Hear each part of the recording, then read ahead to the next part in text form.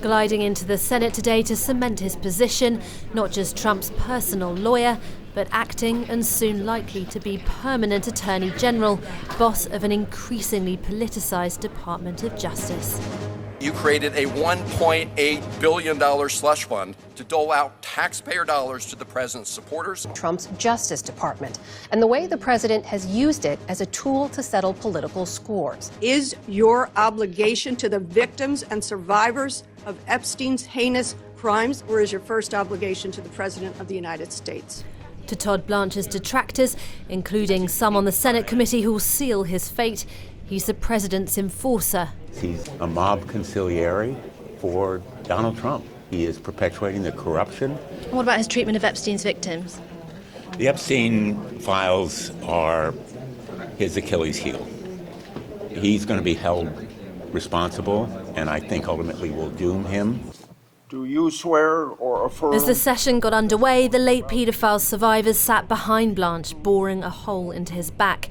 This, the man responsible for withholding the Epstein Files before a release that compromised their anonymity. He was criticised over his meeting with Epstein's co-conspirator Ghislaine Maxwell. After your interview with convicted sex trafficker Ghislaine Maxwell, an attempt, I believe, to exonerate President Trump, Ms. Maxwell was transferred to a minimum security camp.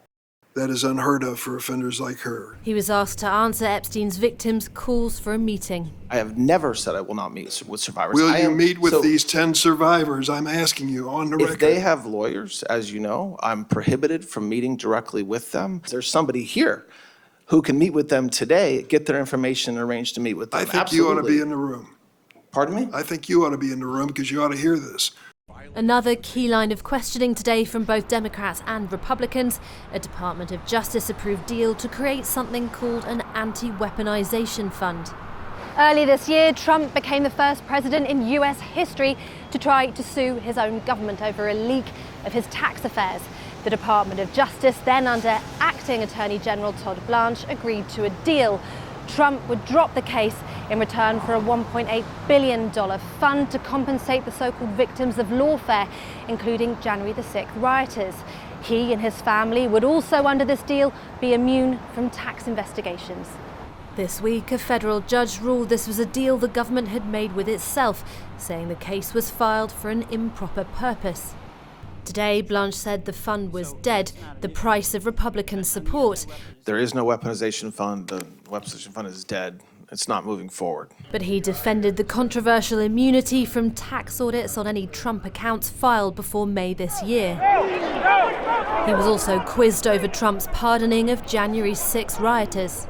He has the absolute right to pardon anybody for any reason he sees fit, and every one of them got pardoned or commuted. I am not celebrating that. It is a fact. And the fact that my department had to take action in response to those pardons by dismissing some cases is exactly what I have to do under the law, and it's what I did. More than 1,000 former DOJ staff members have signed a letter calling for the Senate to block the man Trump wants in the job. He's not looking for someone to do the job correctly. He's looking for someone, and he's found someone who will do what he wants. One of the letter's signatories, Donald Ayre, was Deputy Attorney General under George Bush Sr. And if we talk about this as a point in history, how unprecedented is this? What's completely unprecedented in the United States. You know, there are instances of compromising processes in the Civil War, but never was it about going after your enemies. This is a frightening time to be an American, would you say? Yes, it is. It is to see that our system, which we thought was pretty much great and almost bulletproof, isn't. Are you and President Trump friends?